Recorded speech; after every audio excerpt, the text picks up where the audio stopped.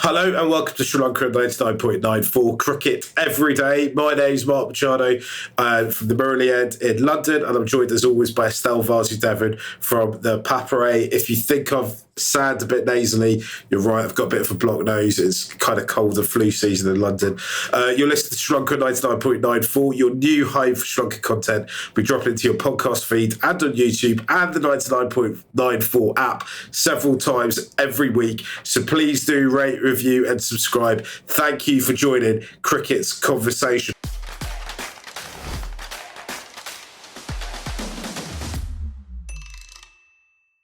Before we start, we should also let you know we love your comments. So leave your comments wherever you're listening to this. If you're watching it on YouTube, leave your comments down below. And also, tell all your friends and family about us. Tell us we're here. If you disagree with something we say, as long as you're not rude about it, want to know why you think that, or why you think what we're saying is wrong, let us know. We're always trying to further our knowledge. We at no point have ever claimed to know everything about cricket. Anyway, Estelle, how are you doing? I'm doing great, Mark.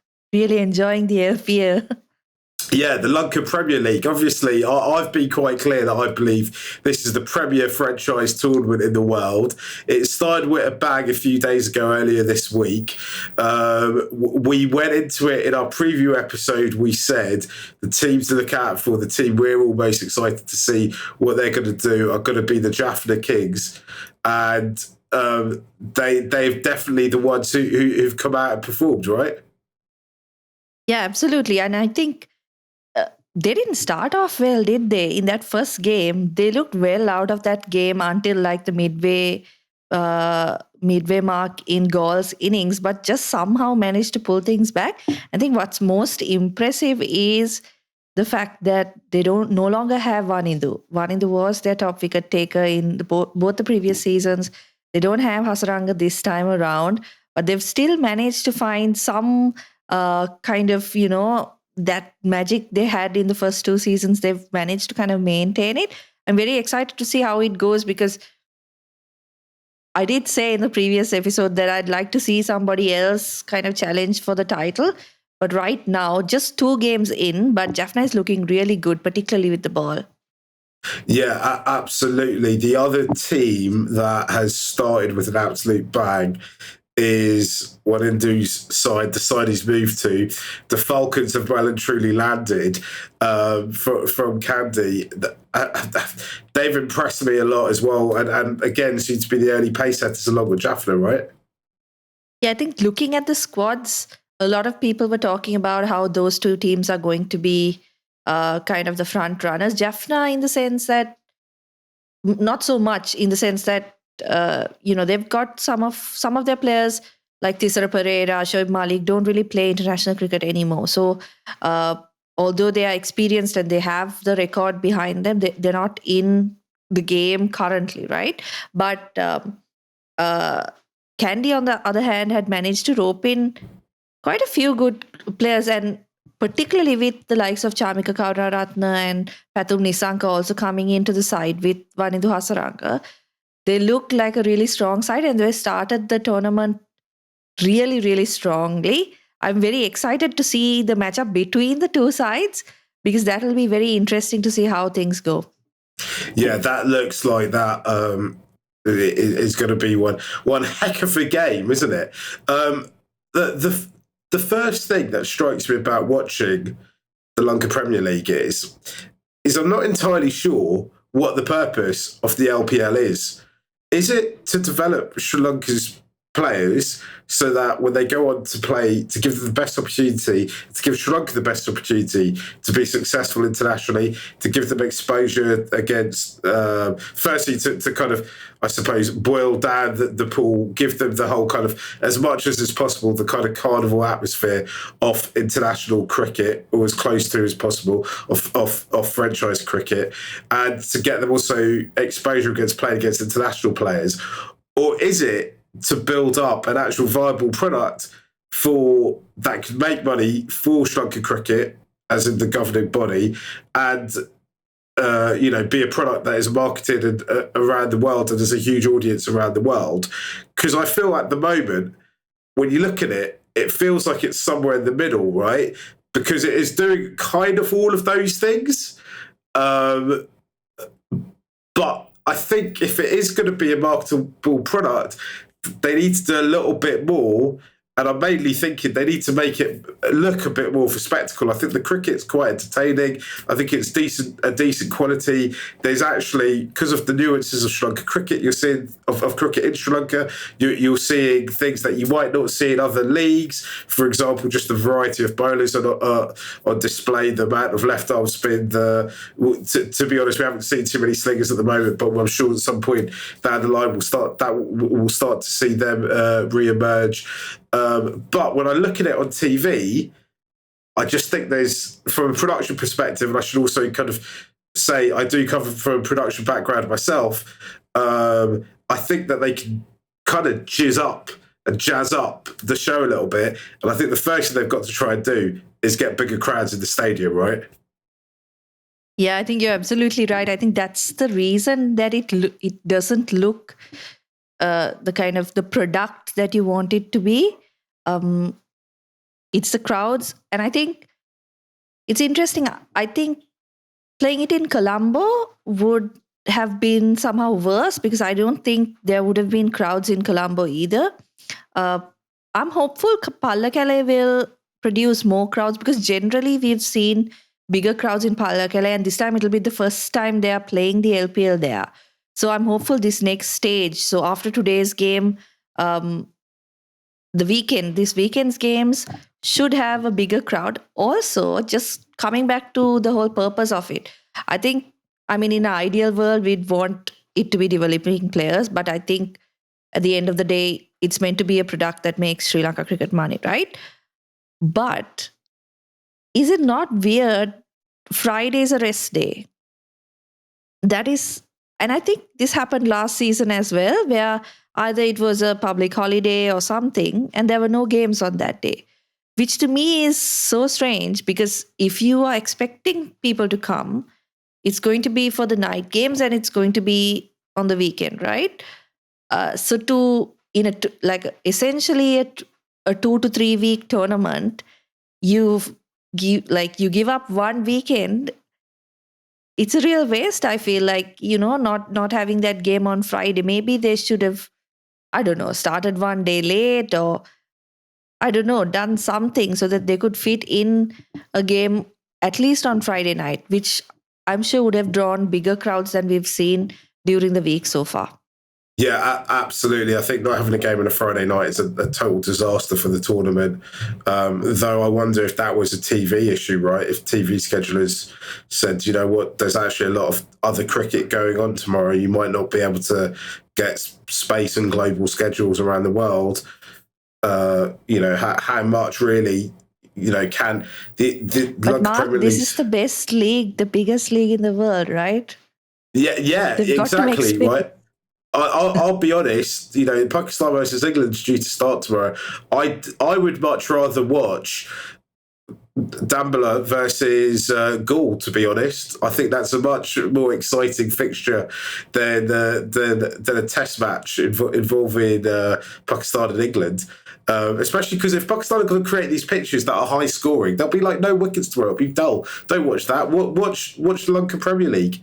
So yeah, I totally agree, Estelle. I think that they've missed the boat here.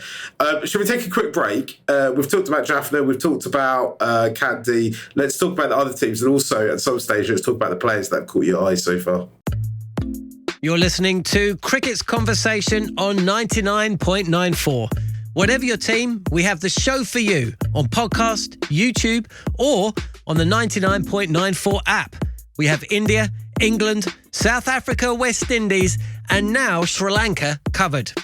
If you want to find us, the best way is to follow us on social media at 9994DM by downloading the 9994 app or Google 99.94 on podcast. We speak cricket. We talked about the two teams that have started the tournament really well. I want to talk about Gaul and Dambula now because they have not had great starts to the tournament. That the Aura side, led by Mickey Arthur, seems to kind of promise a lot. And at this stage, I think is totally under-delivering, right? Yeah, and you know what's weird is that every season, Dambul have had a good side, right? They're led by Sri Lanka's white ball skipper Dasun Shanaka. They have good players in their ranks and they seem to be drawing good overseas talent as well, but just don't seem like they're able to put those performances together. It's weird because, I mean, you expect them to do well, particularly guys like Sikandar Raza, they've got some good players in there, but just not able to deliver. So I don't know what it is. And we spoke about Mickey Arthur off air as well about, his strengths as a coach. And to me, what I see is he's very much the type of coach who wants to develop talent. Um, but does that work in a setup like the LPL where essentially it was announced that he was coach maybe a couple of days before the tournament began? Um, so I don't know whether it's the coaching or you can't blame it on the coaching entirely because obviously they haven't done well in the previous seasons as well. But what is going on with that side is a question mark because they seem to have the players. They've got Bhanuka Rajpaksha as well, but just aren't able to deliver in these tournaments. So I wonder if the change of ownership is an issue because they've had three different owners in the 3 seasons. Presumably, though, the change of ownership can't really be an issue. Even the change of coach, because we all know that they were playing Afghanistan. A lot of this squad, their key players, their leadership, were playing Afghanistan or were our foreign players who weren't in the country till about 4 days or 2 or 3 days before the tournament started. Right, that's the nature of franchise cricket: is that it all comes together just a few days before it. And I know some of the more established franchise teams around the world have kind of ongoing leadership groups that look after the team during the off-season, look at things. But I don't think, even though the Lanka Premier League is the best franchise league in the world, I don't think we're at a stage yet where, we know the Aura side just aren't doing that because me and you are totally at this stage still unclear on who the owners actually are. So that can't possibly, we know there's not much continuity, but we also know that that's how it works in franchise cricket, right? Yeah, they're the only side who've had 3 different owners, but every other side has also had changes in ownership. So I don't know. That's I think a question they need to answer if they want to see some success in the LPL. And I don't know, maybe they come from these 2 losses and then win it all. But it is strange that they aren't doing well, particularly with the squad that they have. And Gaul, traditionally one of the stronger teams in the league, they've also had a disastrous start to the tournament. What's your kind of take on what's been going wrong for them? Yeah, they are the complete opposite, right? They've had the same owners for the past 3 seasons. They seem to be well managed. Of course, the Gladiators franchise, which started at the PSL, is what manages the squad. So they do seem to kind of invest in the younger players, and I'm excited to see some of those players. You've got Nuanindu Fernando, Tanuka Dabare, Movin Subasinghe, who I think is definitely a prospect to have your eye on. They've got a few young players, and we have seen them start badly in tournaments. I think it was in the first season where they won like 2 games in the group stage, still made it through, and then were the finalists in the end. So they still have time. They haven't started well. I think overall, they've just not looked good with the bat. I think they look a bit too dependent on Kusal Mendes. And that could turn out to be a problem because obviously he's not going to make runs in every game, right? So that could turn out to be a big problem for them. There's been some exceptional performances already. Kusal Mendes' knock was incredible. He's had a good knock.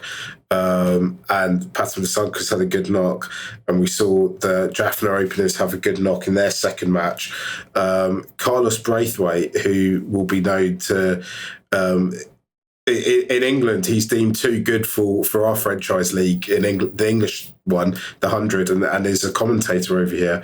But it's been great to see him score runs and get wickets as well. Because what I love more than anything about it is seeing the foreign stars come over and actually cause the Sri Lankan players real issues and make them think. And I think it's going to develop their game, right? Yeah, and Andre Fletcher, another one who's done his time around the world at franchise leagues. For me, I would say the most impressive has been Viaskant from Jaffna, because I'll be honest, I did not see him making that playing 11.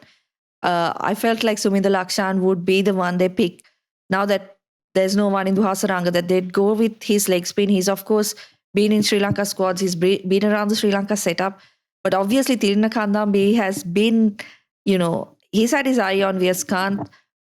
And see, the thing is, when he was picked, and I know Estelle, I'm going to stop you there, right? Because I want to take a quick break, because I was going to save the last part of the show to talk about him, because I think he's been so extraordinary. And I think the trajectory of the 3 years that he's been involved in it has been incredible. If you love the language of cricket and want more, then head over to the 99.94 app and you can hear all of our podcasts and cricket commentary. We're adding new shows all the time and covering cricket series from all over the world. Be the first to hear all of our announcements by following us on social media at 9994DM. Welcome to Cricket's Conversation. So, Estelle, sorry, I stopped you in your flow.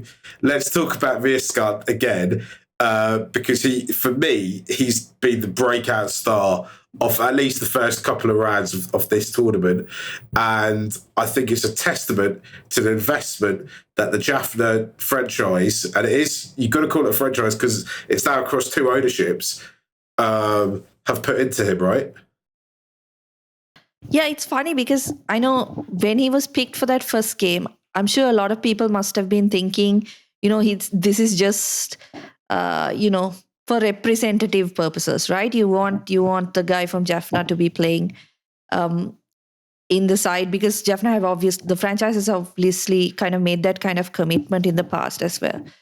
But we should just, I'll just to clarify. Yeah, he is the only, I think, is there another player that is from Jaffna in the setup? There are other players in their squad. Yeah, there are other players. I believe he was the first Jaffna-born cricketer to appear in a televised game in Sri Lanka, if I'm not mistaken. Wow. And at least after the Civil War. And I think he was the first Jaffna-born player to play for a Sri Lanka underage side as well, right? In at least quite a long time. But there are quite a few. I think in the first season there were 5 guys from Jaffna. This season there are 3, if I'm not mistaken. So it is often seen as like, these guys are here to make up the numbers, or it's just a performative kind of thing.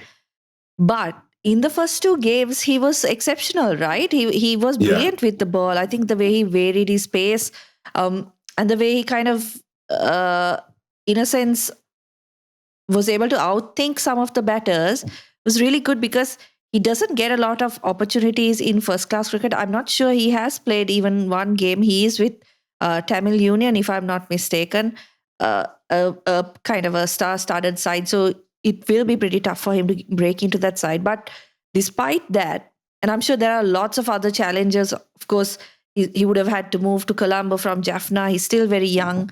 Lots of challenges, breaking through in that domestic setup. But for him to be able to put up these kind of performances in the LPL is really fantastic to see. And we've seen him not so much in the second season. I think he was quite good with the opportunities he got in the first season. But here he's been he's been in the first choice 11, right? And he's absolutely he's justified being picked, because he's picked up 5 wickets in 2 games. He's been economical, and what's good to see is that he's been you can see that his dismissals are well thought out. So really impressed by him. Another, and I don't know whether you're keeping this for a later time in the recording, but Sadira Samaravikrama didn't play the first game. Obviously, Gurbaz, the preferred wicketkeeper opening batter for Jaffna Kings. But Sadira is another guy who's been very, very impressive in the domestic scene over the last, I don't know how many years, maybe 8 to 9 years since he left school. Very, very promising player. Played some international cricket, but wasn't given a long enough run. He gets his opportunity, play off the match. So that's another really good sign for Sri Lanka cricket. Of course, with the India series coming up, and we do have the dates. It's in January. It's starting on the 3rd. It's good to see youngsters like that, getting an opportunity in positions that they prefer to kind of showcase what they've got.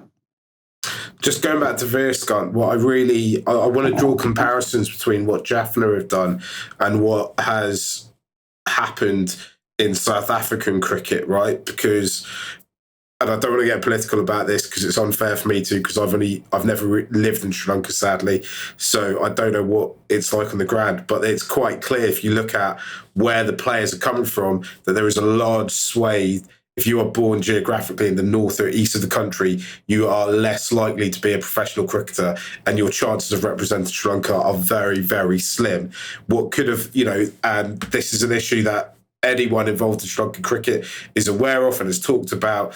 And I think that they could have been tempted, though I don't, I say they could have been. It would have been easy to have just tried to shoehorn players in and given them a go, and the system chewed them up and it not worked out, because playing the step up to playing, even from playing kind of a good level of schoolboy cricket or domestic cricket to playing even in the LPL is actually quite big. And you see that with some of the schools that some of the players put on early on in their careers, or some of the figures that some of the bowlers get. But actually what we've seen with Jaffna is they resisted the temptation just to throw them in and to do it for the sake of it. And they've groomed him for 3 years and got him ready to play the game. And I think that is actually incredible. And it's real testament to what the franchise have done there. And I really hope that he goes on and has a great career in, possibly representing Sri Lanka one day internationally. I mean, you've got to say he's in a difficult position because there is no end of very good leg spinners in Sri Lanka at the moment. And if not, I think it's possible that he might, he doesn't need to have 150, 200 caps for Sri Lanka. He could go out and earn a very good living being a franchise player around the world if things work out for him. And I think it's great that Jaffna LPL franchise have given him the opportunity and set him up for that. And I think that to me is unbelievable, right? Yeah, absolutely. And the thing is, when it's all about, like drawing a comparison to South Africa as well. And I will preface this by saying that I don't know I'm not qualified to really talk about the South African situation, but what I have seen people talk about is how it encourages other people to take part in cricket, like in South Africa, having the quota system and having more black cricketers play encourages more and more of them to get into the sport. Similarly, I think there is a very big kind of, I know there is this perception amongst the Sri Lankan youth in the north and east that they are very much kind of second-class citizens, or they are overlooked for sports when it comes to selections and stuff like that.